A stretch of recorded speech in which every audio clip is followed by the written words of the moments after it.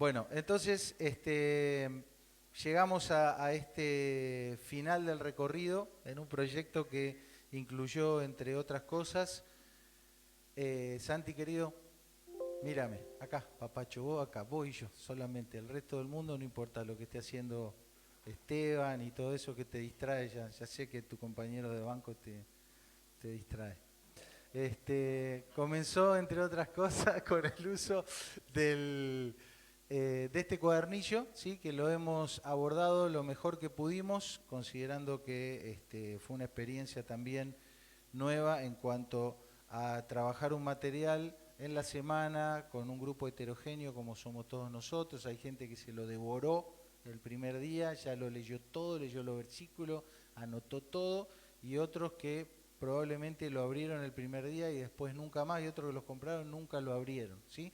Eso tiene que ver con cómo somos. Otros les dimos el material y la letra era chica y no sirvió, en fin. Es simplemente hacer un planteo de lo que sucedió, ¿sí? Trataremos de aprender de esos errores. Hemos tomado las observaciones, las críticas que recibimos de la gente experta en educación, y bueno, veremos de ir mejorando en procesos futuros, ¿sí? Igualmente el material lo vamos a seguir usando, puesto que habrán observado que hay muchos contenidos que no hemos tocado, sobre todo lo que tiene que ver con la información de las diferentes etnias, pueblos no alcanzados, que tenemos ahí motivos para orar, así que los grupos laicos vamos a seguir abordando ese material y va a ser parte de nuestro plan o proyecto de oración hasta que alguno de ustedes tome el compromiso de elaborar un material propio de lista de oración, ¿sí? Que era algo que se planteó en el estudio de esta mañana. Lo otro que pudimos instaurar en este proceso, en este proyecto, han sido los grupos laicos que, como ya compartieron todos en esta mañana, fueron realmente de mucha bendición y de mucho aprendizaje en todo sentido, ¿sí? El tema de los resultados es relativo, ¿sí? Se sabe aún en el mundo que enfocarse meramente en el resultado lo único que genera es ansiedad y se pierde la oportunidad de aprender del proceso, que es donde realmente está la riqueza, ¿sí? Entonces, creo que todos hemos aprendido el proceso, por lo menos yo así lo puedo dar fe de mí. Y quiero recordar que estos eran los cometidos, eran los objetivos de los grupos laicos, ¿sí? El desarrollo de un liderazgo bíblico, donde muchos de ustedes lo han podido tomar, captar y trabajar, ¿sí? Y deben seguir haciéndolo. La vida de oración, que también se enfatizó mucho eso, cómo fue un factor multiplicador del tiempo de oración como iglesia. Bueno, la comunión del sentido de pertenencia, ni qué decir, y evangelizar y servir juntos es algo que también está en pleno auge. Sencillamente estamos haciendo lo que hacía la iglesia primitiva, perseverar unánimes cada día en el templo, vamos a decir punto de encuentro religioso, comunitario, pero también partiendo el pan en las casas, comían juntos, y fíjense esta palabra, con sencillez y con alegría de corazón, ¿sí? Que es lo que creo ha sucedido en todos los grupos, alabando a Dios y teniendo favor también con el pueblo. Y el resto de la obra es del Señor, ¿sí? El resto de la obra es del Señor, así que tranquilos con eso. Bueno, en este resumen fugaz que haremos, vamos a ir avanzando en algunas diapositivas de los estudios y comenzamos hablando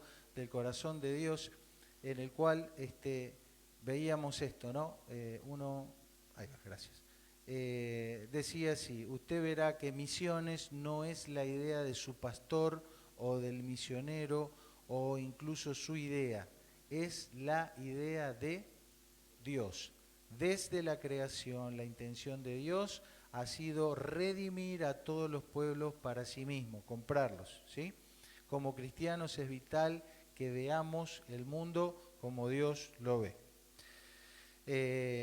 Recordábamos este pasaje de Isaías, donde a ver si lo podemos completar entre todos, dice: también te di por luz de las naciones. ¿Qué otra palabra podemos usar en vez de naciones? Familias, etnias, linajes, pueblos, grupos, ¿sí? Tribus. Hay temas donde no hemos incursionado, pero hoy por hoy,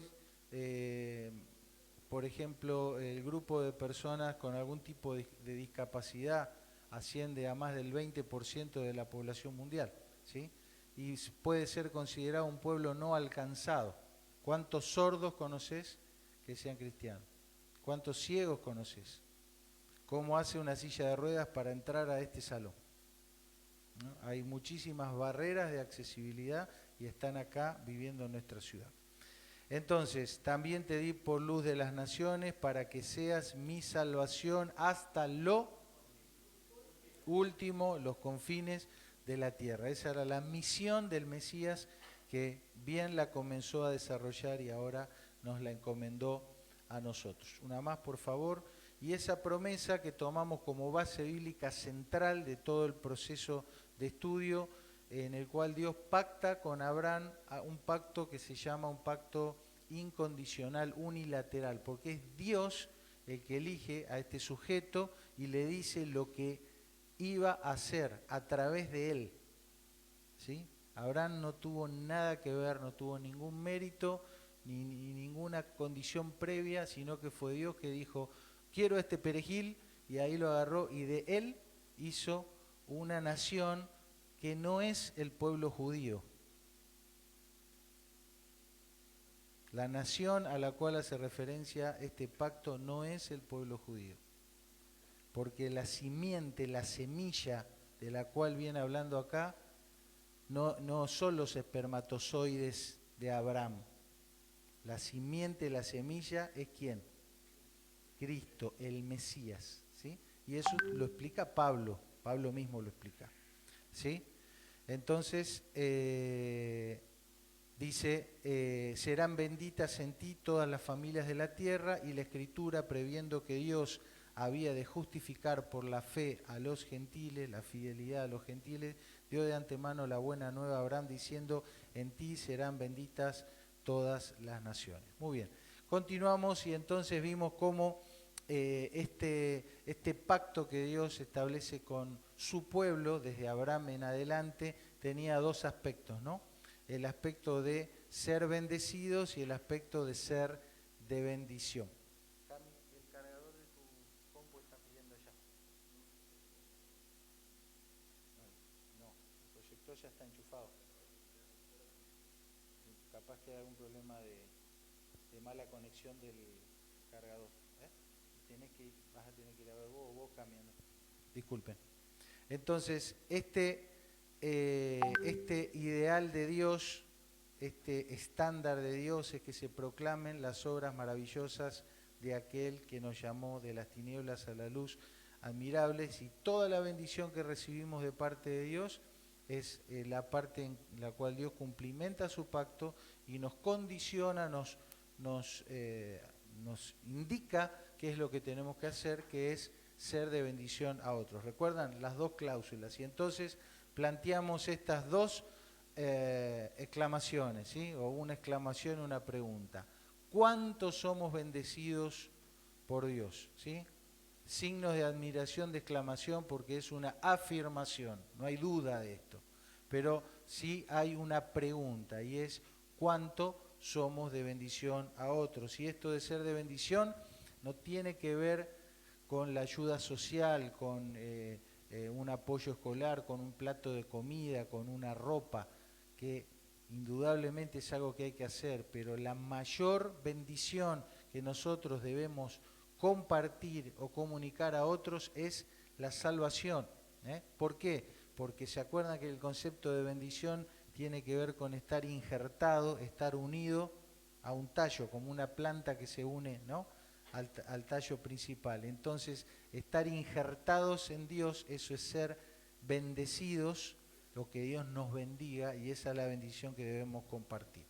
La conclusión es que después de 2000 años de misión cristiana, más de 1/3 de la población mundial aún no escuchó de Cristo, ¿sí? Con lo cual venimos a jova, como dice Gustavo, el que estuvo acá, siempre venimos medio a jova, ¿viste? Medio abajo con el rendimiento, ¿sí? Porque en 2000 años todavía nos faltan 3.000 millones de personas, así que medio como que hay que darle, ¿no es cierto? Porque la mies es mucha y los obreros son pocos. Otro gran capítulo que desarrollamos en este proyecto es la meta, que es hacer discípulos. ¿Recuerdan? La meta es hacer discípulos, ser personas seguidoras de Cristo y comunicar esto a otros. No sería suficiente con repartir los folletos o con predicar el Evangelio o que venga el show infantil y le predicamos el Evangelio a 6.000 niños. No sería suficiente. Sería una parte del proceso, porque si no está eso no puede estar lo otro, ¿no? Pero no sería esa la meta. La meta es hacer discípulos. Siguiente, por favor.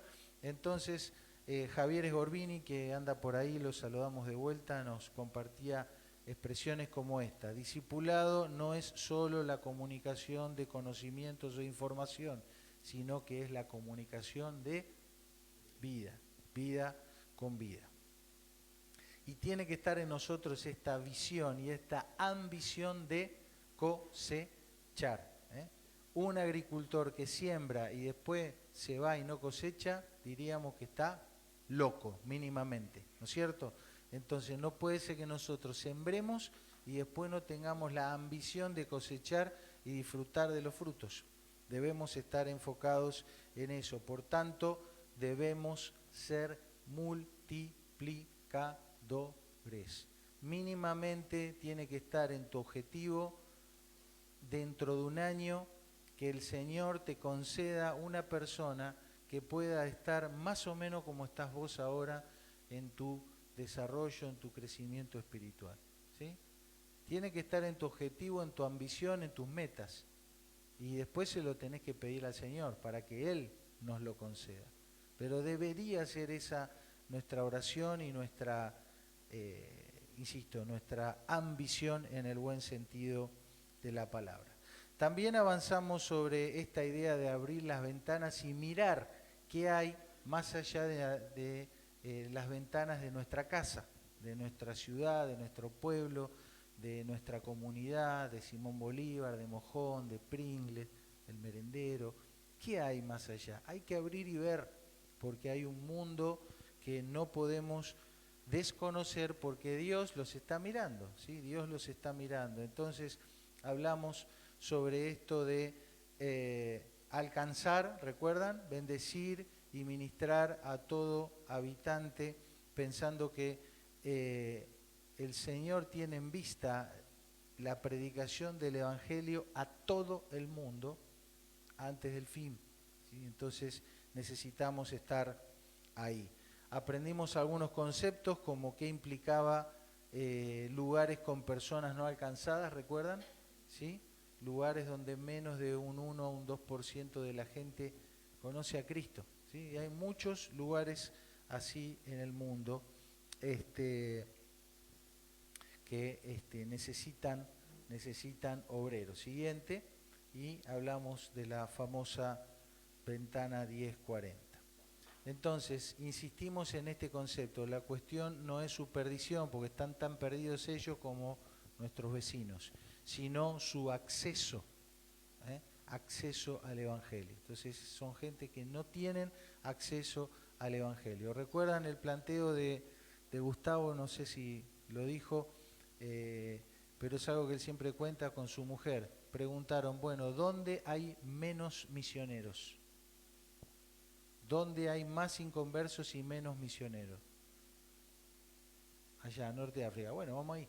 Ya está, simple, corta la bocha, ¿sí? Entonces es una cuestión, casi diría que matemática, que nosotros no podemos negar. Luego puede estar el llamado particular que Dios te haga, lo hemos lo han manifestado los grupos laicos, que si bien todo esto generó resistencia, después todos fuimos aprendiendo, pero seguimos poniendo nuestro corazón acá. No hay problema con eso, ¿sí? Pero no podemos negar esta realidad y deberíamos ambicionar algo que se planteó de forma contundente en algunos grupos, ambicionar tener un obrero, un misionero nuestro allá. Y decía un hermano, por lo menos para mandarnos la parte. Nosotros tenemos misioneros en la ventana 1040.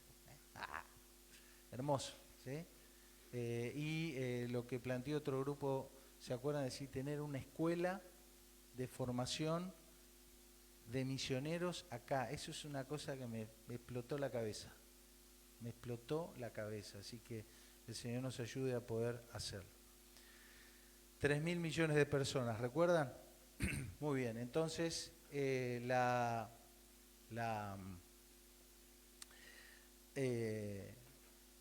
construcción de ese ser que tenemos que ser es poder ser visionarios. Usamos otras metáforas para hablar de todas estas cosas, ¿no? Cómo quisiéramos que Dios nos lleve hacia donde Él quiere y que nosotros podamos funcionar como cuerpo, como colectivo, como ese manojo de globos, ¿sí?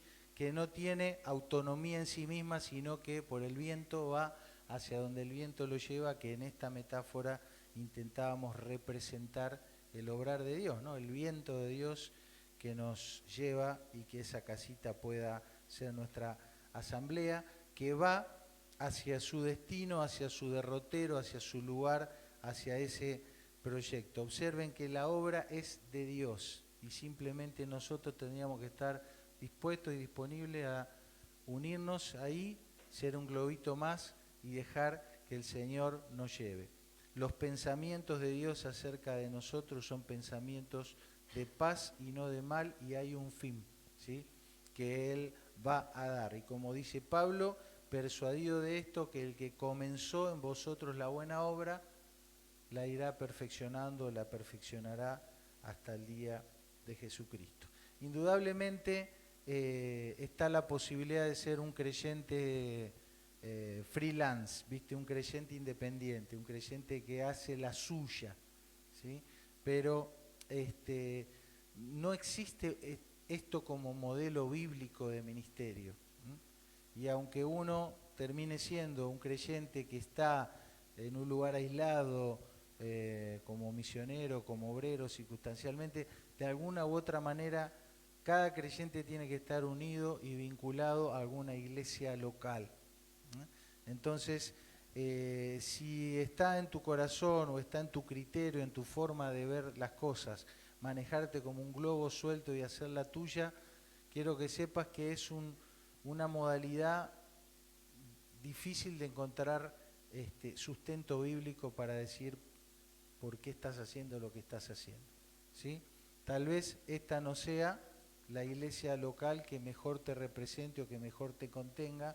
Bueno, busca otra, pero necesitas guía pastoral, necesitas compañerismo, necesitas alguien que ore por vos, necesitas rendir cuentas, ¿sí? Necesitas todas esas cosas. Tal vez no es esto algo para los que estamos aquí, que en general hay continuidad y todos estamos teniendo este mismo criterio. Para otros hermanos que tienen esa mirada, esa visión, entonces si escuchan esto, queridos hermanos, no se corten solo, porque no es por ahí, no es sabio, no es prudente. Muy bien, entonces ahí estamos llegando a nuestro proyecto Explore. El Señor nos va a guiar. Uno de los comentarios o de los párrafos del libro dice: Dios empoderó a cada creyente con una habilidad maravillosa para unirse a Él y causar directa y dramáticamente un cambio real hasta lo último de la tierra. Nosotros lo llamamos la oración. Y otro gran capítulo fue el capítulo de la oración, donde desarrollamos este concepto, ¿recuerdan?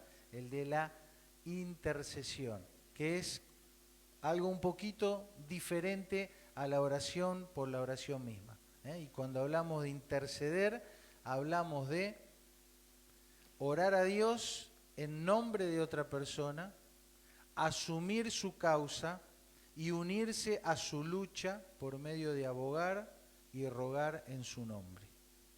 ¿Sí?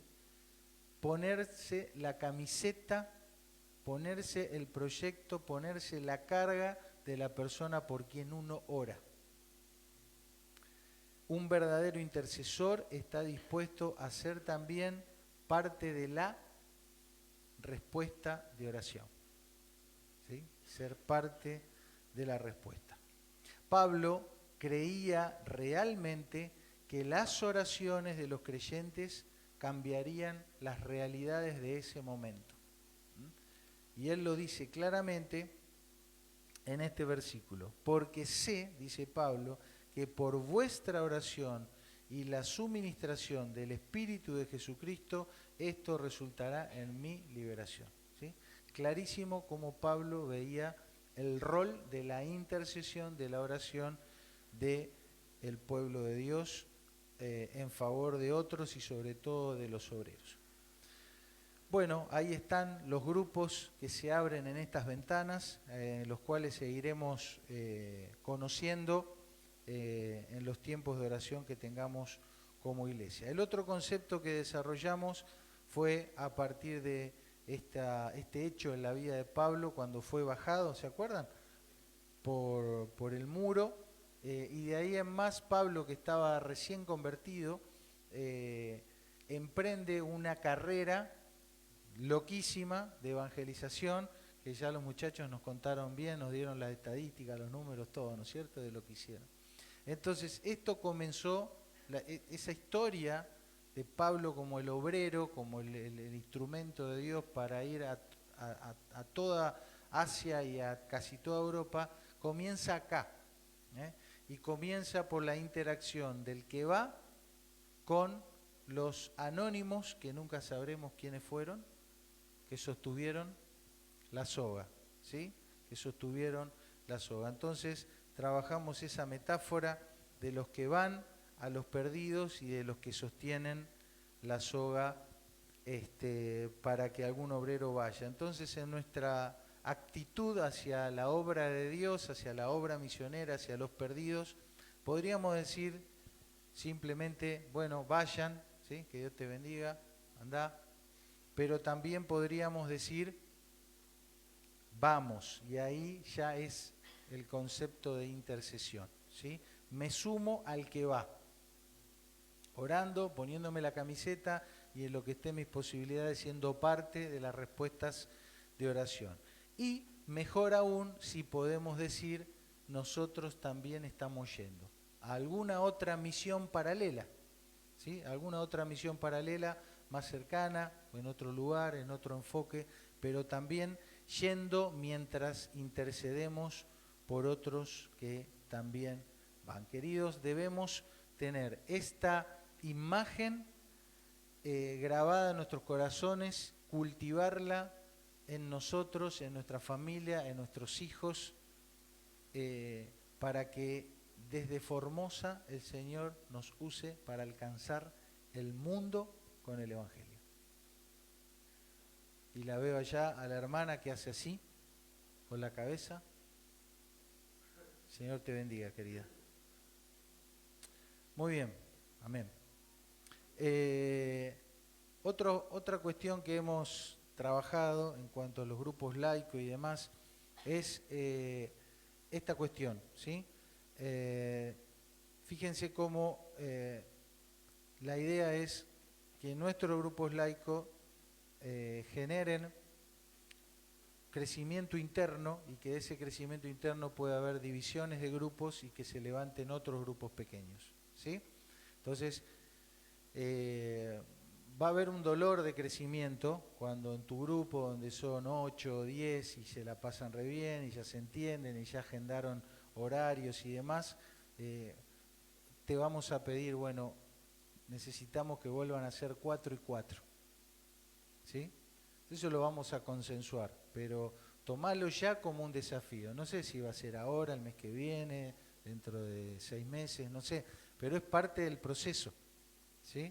Es parte del proceso para que suceda esto que estamos diciendo. Y va a ser un poco doloroso, ¿sí? Y va a ser nuevamente por ahí hacer nuevos sacrificios. Pero piensen en esto. Ahora, la clave para que eso suceda son los muñequitos negros del medio del esquema, ¿sí? Es la multiplicación de líderes, principalmente hombres por el rol de responsabilidad que tenemos los hombres en la Biblia, pero también de mujeres, sobre todo si son las esposas, las hermanas, las hijas, ¿sí? Eso es esencial, es fundamental. Así que, queridos, vayan pensando cómo vamos a multiplicarnos también desde los grupos laicos para lograr esto, ¿sí? Muy bien, trabajamos bastante también sobre algunas ideas de cómo debemos ser, porque habíamos dicho que está bien tener y hacer, pero es esencial construir el ser que somos o debemos ser como cristianos. Insistimos mucho en esta idea de ser cristianos globales, es decir, entender el corazón de Dios y vivir vidas estratégicas para que todo lo que hagamos, en todo orden y momento de nuestra vida, glorifiquemos a Dios en medio de todas las naciones. Y luego habíamos hecho un ejercicio interesante para ver cómo es un cristiano típico con un cristiano global, ¿recuerdan? ¿Sí? Que todo estaba bien, pero el cristiano global tiene ahí un plus, una nafta súper, ¿no? Un bardal, máxima compresión, que le da otro toque a la vida del creyente. Dios está básicamente en control, suena bien, está bien, es políticamente correcto, bíblicamente correcto, pero decir que Dios está en absoluto control de todo y que su voluntad está claramente revelada en la Biblia y Él la va a cumplir, tiene otro power, ¿sí? Tiene otro poder y otra convicción. Decir, por ejemplo, que Jesús murió por mí en la cruz y yo puedo vivir conforme a su palabra y Él me va a bendecir y que cuando me muera voy a ir al cielo, está bien. Pero decir que la voluntad de Dios es traer redención por medio de Jesucristo a todas las naciones y que yo fui bendecido para bendecir y salvado para servir a ese propósito redentor global, es otra cosa. Esa es la construcción del ser que debemos ser. Decir que lo mejor para mí es vivir una vida buena, justa y santa y testificar cuando haya oportunidad y pertenecer a una iglesia y participar de las actividades, está bien. Pero decir que soy un enclave del reino de Dios en el mundo, es decir, soy la embajada del reino de Dios caminando de la punta del dedo gordo para adentro, el reino de Dios anda por esta ciudad y soy yo. Decir eso, decir que trabajo para desarrollar la madurez y los dones que Dios me ha dado, decir que busco oportunidades estratégicas para participar en ese propósito eterno y global de Dios, es otra cosa. Tratar de hacer lo bueno, obedecer la Biblia y hacer lo que se espera de un cristiano en la iglesia, de la sociedad, está bien. Pero vivir una vida diaria para glorificar a Cristo y de esa manera cumplir mi parte única como un cristiano global en todas las etapas de mi vida, es otra cosa. Seamos participantes, seamos intercesores, seamos protagonistas de la obra global de Dios. Moviliza mi corazón, queremos formarnos como obreros, accionar ya, juntos orando, todos predicando, movilizados a obedecer. Si hay un mandato, no necesito un llamado. Ser y hacer discípulos, diferentes para no ser indiferentes, cumpliendo el mandato, más que solo creyentes, propósito eterno. Señor, sé mi puente para alcanzar al que está más allá. Estoy bien, estoy con Cristo. Dame compromiso y constancia para orar por la misión y por ese misionero que pusiste en mi corazón. Testigos hasta lo último de la tierra. También aprendimos que tenemos que dar lo que Dios puso en nuestra mano. Y tomando el ejemplo de Moisés, los recursos de Dios ya están en las manos de los creyentes. Dimos números alarmantes de cómo estadísticamente los creyentes, gastamos lo que Dios puso en nuestra mano para nuestras necesidades personales y para vivir vidas cristianas evangélicas confortables. Y poco o nada para alcanzar a los 2/3 del mundo que no conocen a Cristo. Hablamos de que Dios nos da, ¿se acuerdan? Pan para comer, es decir, lo que necesitamos para nuestro sustento, pero también semillas para sembrar, es decir, hay recursos que Dios nos dio que no son para nosotros, son para sembrar y que el fruto de eso sea para otros. Entonces, 2 problemas, 2 errores: comer más de lo necesario, entonces ya voy a tener que manotear, me comí más del pan que me correspondía, voy a tener que manotear de las semillas que no son para mí. Y usar las semillas para otra cosa, por ejemplo, para mi beneficio personal, serían 2 graves errores. Entonces, Dios hace lo que es justo con nosotros. Disfrutemos del pan, de las bendiciones, y sembremos con alegría las semillas que son para otros. Hacer lo que tenemos que hacer, hacerlo con alegría. Dios hace lo que es justo, explora lo que Él hará a través de ti.